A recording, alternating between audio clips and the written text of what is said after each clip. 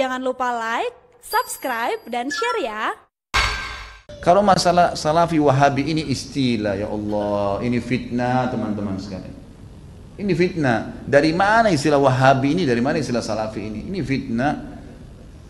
Sebagian teman-teman kita yang berpegang pada sunnah Nabi SAW sering mengatakan kita kembali kepada pemahaman salaf. Pemahaman salaf maksudnya sahabat. Salaf itu orang terdahulu.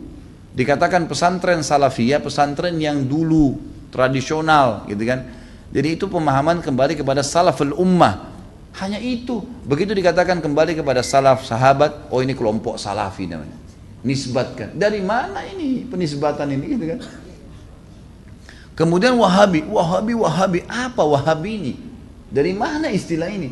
Ini keluar dari mulut orang-orang yang tidak bertanggung jawab. Kalau kita lihat cirinya orang wahabi, yang dianggap wahabi orangnya berjenggot, jalankan sunnah Nabi. Kalau sholat ke masjid, istrinya pakai tutup aurat. Ya, di rumahnya jauh dari perbuatan dosa. Ini nih kelompok nih. Diolok-olok, wahabila. Saya pernah dimasukkan dalam grup gitu kan. Saya lihat semuanya disatuin, teman-teman dari semua ormas ada, termasuk nama saya masuk di situ. Banyak, mungkin ada 80 atau 100 orang ustadz, kiai dan seterusnya. Baru saya masuk di situ saya sudah baca. Ini banyak ustadz-ustadz wahabi, dimain-mainin gitu, tulisannya pakai O. Wahabilah ini. Ini wahabi ini suka tolak salawat, suka tolak zikir, suka tolak doa. Saya berpikir kalau saya mau tanggapin, ini 80 orang, 100 orang di situ, kemudian akan habis waktu saya menyita di situ. Sudahlah, saya keluar, minta maaf, saya nggak ada urusannya di sini, saya keluar. Karena yang bilang orang-orang yang pernah belajar di Saudi teman-teman benci sama zikir itu siapa? Anda yang fitnah itu. Gimana caranya? Orang yang belajar di Madinah, di Masjid Nabawi, di Mekah, zikir kepada Allah. Bahkan mereka paling banyak zikirnya kepada Allah. Mereka paling banyak zikir, tapi zikirnya pakai adab, nggak teriak-teriak, gitu kan? Nggak karang-karang. Apa yang Nabi SAW ajarin itu yang disebutin. Adab sama Allah, subhanallah, subhanallah. Dilakukan, bukan tidak dilakukan. Tapi tidak ada subhanallah, alhamdulillah. Dibayangkan main-main, Allahu, apa ini? Ini apa ini? Ini kalau zaman Umar sudah diketuk semua kepalanya nih. Ngarang-ngarang gitu kan. Oh ini benci sama doa. Siapa yang bilang benci doa teman-teman sekalian? Antum nggak dengar tuh bagaimana Syekh Sudes berdoa sampai hampir 1 jam kalau sholat kunut. Itu yang dikatakan tuh, itu pentolannya wahabi katanya. Baik berdoa kunut 1 jam sampai orang semua pada menangis seluruh dunia, antum bilang itu wahabi. Ini subhanallah ini. Benci doa itu namanya ajib. Sesuatu yang aneh gitu. Bagi saya tuduhan-tuduhan yang tidak beralasan sama sekali. Nggak beralasan nih. Yang penting dari Saudi wahabi gitu kan. Saya sampai waktu mau berangkat ke Saudi, awal saya mau belajar tahun 90, teman-teman ayah saya sempat titip pesan dari kota Makassar, Khalid, nanti kamu ke Saudi, ambil ilmunya tapi jangan jadi wahabi. Baik, saya berangkat 6 bulan pertama teman-teman sekalian, semua guru yang masuk saya ketakutan lihat. Ini wahabi nih. Apa ini wahabi nih? Mau yang menakutkan ini. Kena wanti-wanti begitu. Lama-lama setelah guru masuk, setiap guru masuk di Madinah, wallahi saya bersumpah sama Allah teman-teman sekalian, tidak pernah ada sebutan nama wahabi. Saya tidak pernah dengar kata-kata wahabi dari mulut mereka. Wallah, yang ada cuman qala Allah, qala Rasul. Allah berfirman, Rasulullah bersabda. Wallahi, saya sumpah di sini, di masjid ini memang begitu ajarannya. Begitu ajarannya, qala Allah, qala Rasul. Qala Allah, qala Rasul, selalu.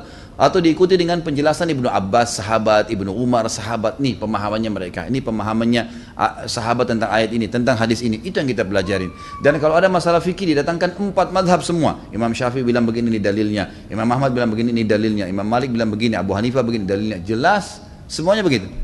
Setelah 6 bulan saya berpikir, kok saya harus takut dengan orang-orang seperti ini ilmu semua disampaikan, gitu kan? Ilmu semua. Dan bagaimana mempertemukan antara ambil ilmunya, jangan jadi wahabi. Bagaimana memahami? Saya nggak nyambung gitu. Gimana caranya? Gitu. Teman-teman sekalian, saya kasih jawaban secara akal sehat. Rasulullah SAW lahir di mana? Di Mekah. Ya, 13 tahun fase turunnya ayat-ayat Makkiyah di mana? Di Mekah. Baik, setelah itu Nabi SAW hijrah ke Madinah. Berapa tahun Nabi di Madinah? 10 tahun. Sampai meninggal kan? Kuburannya ada di sana. Demi Allah, Mekah sama Madinah markas Islam. Ada orang mengatakan itu markas Wahabi, markas ini tempat Nabimu lahir dan mati. Kok gimana sih? Lalu dikatakan itu ajarannya tidak benar, yang sesat. Padahal kalau kita duduk di majelisnya ulama, Ini Rasulullah bersabda, ayat Al-Quran dalam surah ini, selalu itu. Silakan saya tantang siapapun teman-teman sekalian, bukan tantang. Saya ajak anda kalau lagi umroh, yang mengatakan Wahabi, tolong anda datang ke Masjid Nabawi, Masjid Haram Mekah, duduk di majelisnya salah satu ulama situ, coba dengarin apa yang mereka bilang. Coba jangan, atau mau bertanya silahkan. Pasti mereka jawab, hukumnya kalau Allah berfirman surah ini, Rasulullah bersabda begini. Itu isinya.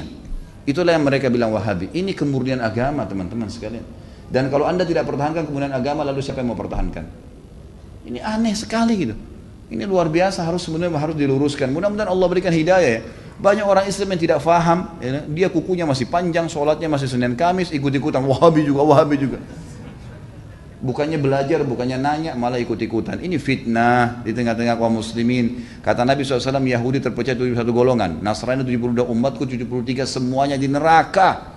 Mampir neraka dulu, nanti masuk surga iya. Kecuali satu, nggak pakai lewat neraka masuk surga. Kata para sahabat sudah tanya, siapa itu ya Rasulullah? Apa kata Nabi? Yang berpegang pada sunnahku dan sahabatku. Nah ini yang selalu ditunjuk Salafi, Wahabi ini yang selalu berkata Rasulullah bersahabat. Ini orang yang berpegang pada kemuliaan Islam. Teman-teman sekalian, berhenti dalam masalah istilah-istilah seperti ini. Ini bahaya, memperpecah umat dan macam-macam.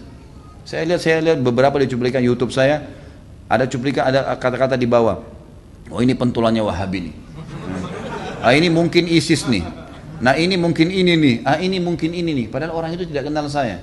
Bagaimana pertanggungjawaban dia hari kiamat di depan Allah? Coba nuduh saya, bisa ketemu sama saya minta maaf nggak? Kalau nggak ketemu, gimana coba?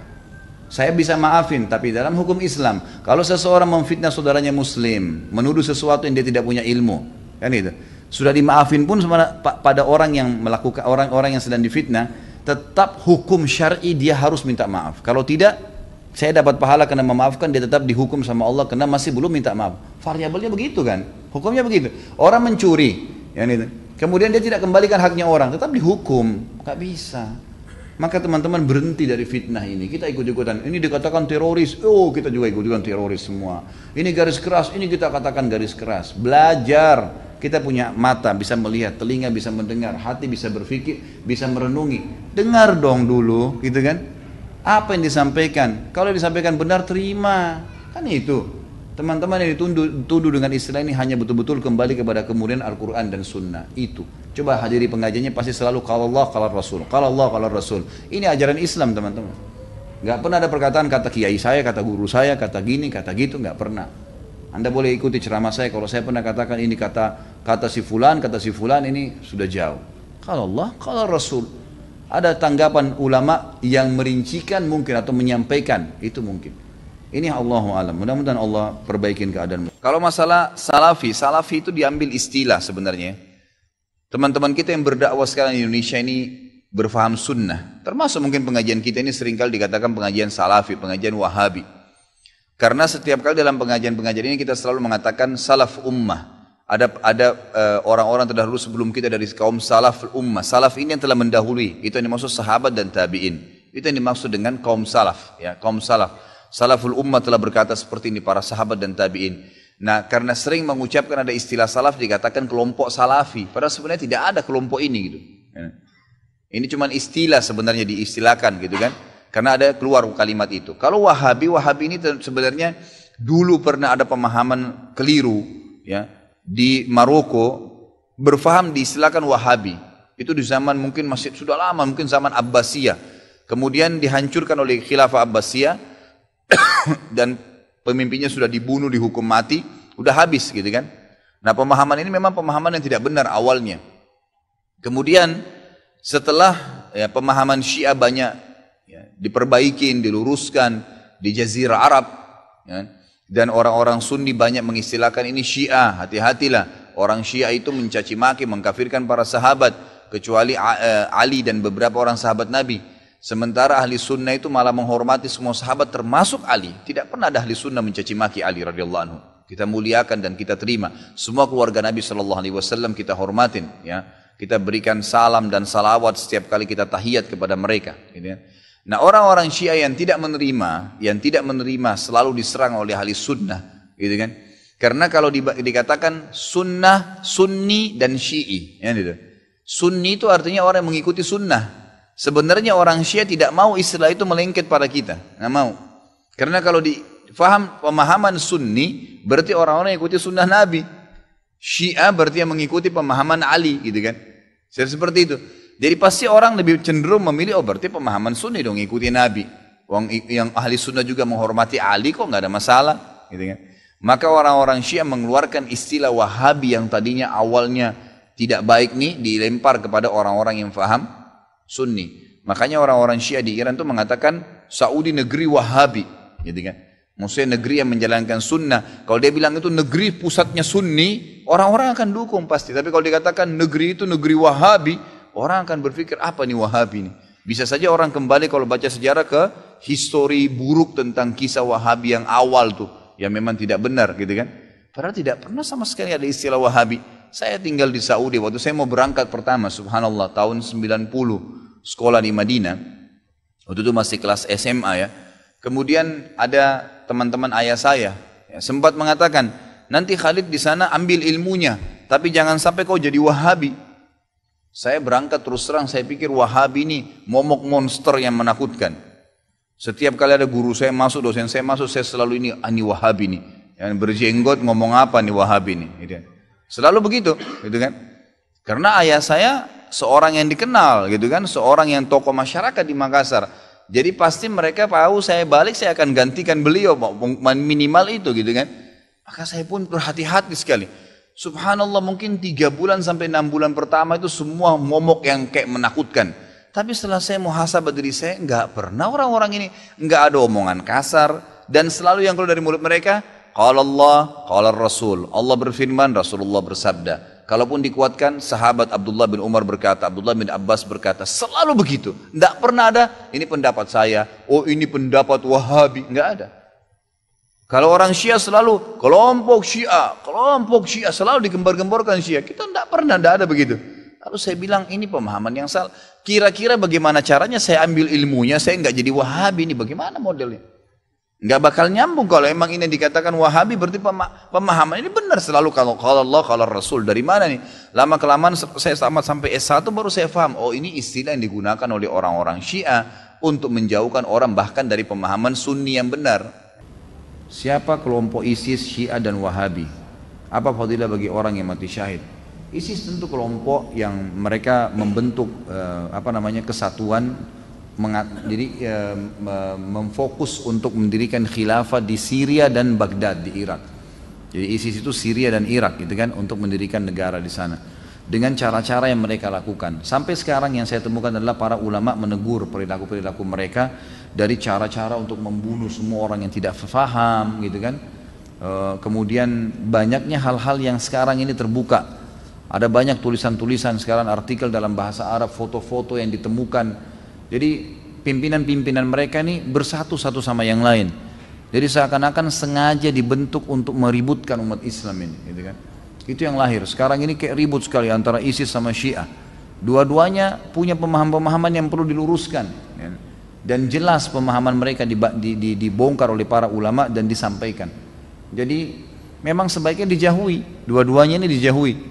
Kalau masalah Wahabi itu istilah yang digunakan oleh orang-orang Syiah untuk meredam dan membuat kaum muslimin tidak menyukai orang-orang yang mengikuti sunnah Nabi. Karena yang dikatakan Wahabi itu orang yang malah sibuk dengan mengikuti sunnah Nabi. Dan yang paling banyak membongkar kedok orang-orang Syiah adalah ulama-ulama di Saudi. Dan kita tahu sendiri, kita nggak bisa bohongin, tidak bisa dibantah fakta sejarah. Nabi SAW lahir di Mekah, 13 tahun di Mekah, dan dakwah sempurna agama Islam di Madinah. Di mana-mana orang tahu sumber sesuatu itu adalah tempat mengambilnya, gitu kan? Jadi ilmu Islam itu tidak akan pernah berubah. Madinah dan Mekah kan menjadi basis. Nah, ulama-ulama sana itu sampai sekarang masih mempertahankan tradisi, mempertahankan sunnah Nabi. Dari zaman sahabat tabi'in sampai sekarang masih mereka punya halaqah di Masjid Nabawi, menyampaikan hadis-hadis Nabi, meluruskan kesalahan-kesalahan. Dan yang paling banyak membongkar kedok Syiah, ya, dan ini juga kelompok ISIS ini adalah ulama-ulama di Saudi. Maka mereka disorotin. Nah, disorotinnya supaya jangan cuma ini saja yang dibongkar kedoknya, mereka juga menakut-nakuti umat Islam ini ada Wahabi nih. Wahabi itu apa? Orang-orang garis keras, fundamentalis lah, teroris lah, dan segala macam istilah, gitu kan. Kalau saya sih nggak usah terpengaruh dengan itu, ya. Kalau saya yang penting kita menjalankan sunnah Nabi, Allah subhanahu wa ta'ala sudah mengatakan dalam surah Shaf, Allah akan memperlihatkan agamanya walaupun orang kafir, orang musyrik nolak, kita tetap komit menjalankan, sudah selesai.